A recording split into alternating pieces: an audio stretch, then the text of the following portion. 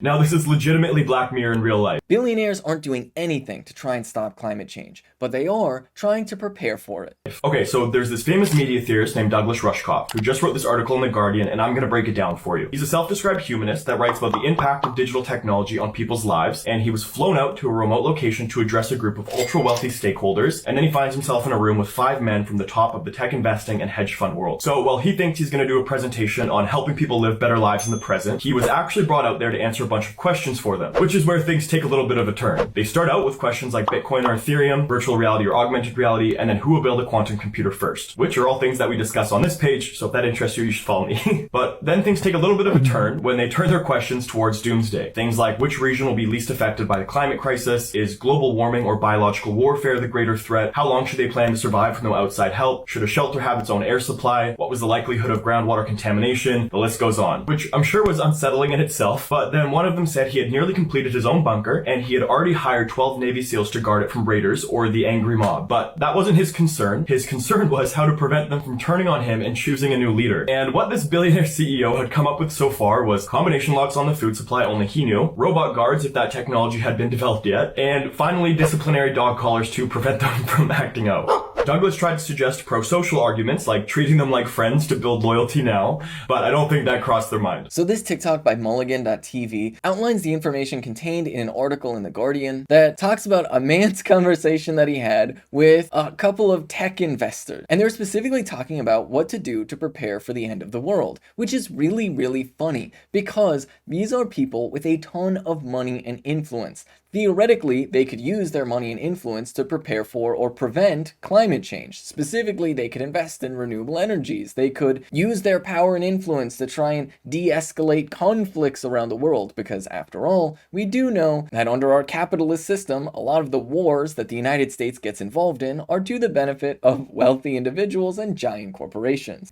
But no, instead of doing anything like that, where they actually try to make the world a better place, they just want to prepare for the end of the world by building these ultimate bunkers for themselves, which is really telling on 2 parts. First, it's telling that the fact that the richest people in the world apparently aren't all that bright. Like, they literally don't realize it would be an absolutely miserable existence to just be alone in a bunker by yourself at the end of the world. Everybody around the world is dying from like some sort of terrible societal collapse, and you're just sitting in a bunker. You think you're just gonna eat beans for eternity? It's just silly. It's ridiculous, and they would live a miserable life. But it's also telling because when they think to themselves of, oh, how will I protect myself, right? How will I make sure that I'm safe from all of the evil hordes of people who just want to be able to survive an apocalypse that I helped create? The only thing that comes to their mind is coercion. And the reason for that is really simple.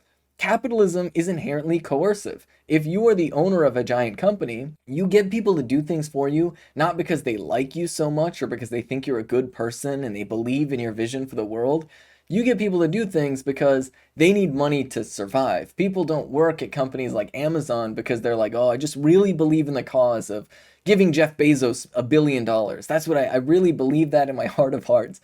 No, of course not. People work for these companies because they're forced to. They're inherently coerced to. And this is something that rots the mind of these wealthy billionaires. A lot of billionaires just completely succumb to this mindset where the only way that they see the world is through this lens of coercion. They can't even view the world through the lens of, if I help other people, they might want to help me, and maybe we can even be friends and like just care for each other. They just literally can't grasp it because they're too much absorbed into the world of profit making and coercing people into do the things they want and just exploitation. And that's fundamentally all they really know, which is really why people who want to make a difference in the world need to be challenging the system of capitalism. Because the truth is, under our system of capitalism, we have very, very little democratic control over society. Owners of giant companies and CEOs realistically are more like dictators over their little feudal systems that are within the United States.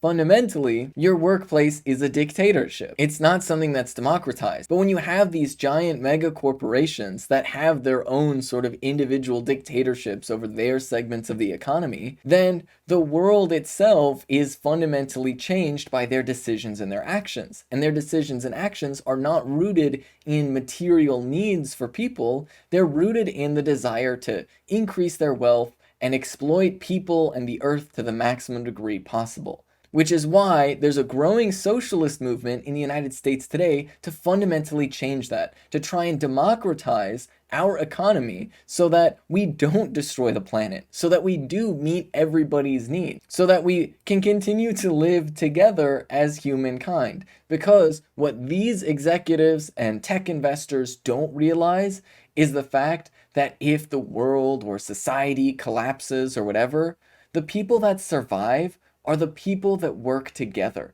That's how humanity has always existed as a species. By working together and supporting each other, by doing what we can to meet each other's needs. That is how humanity has gotten to the position that it is now. And things won't get easier until we all realize that. Because as long as we let these billionaires and investors continue to have as much power and influence over our economy, they will be making their decisions through the lens of assuming that they can somehow magically escape the consequences of their own action, while the rest of society has to deal with the consequences of their exploitation and selfishness.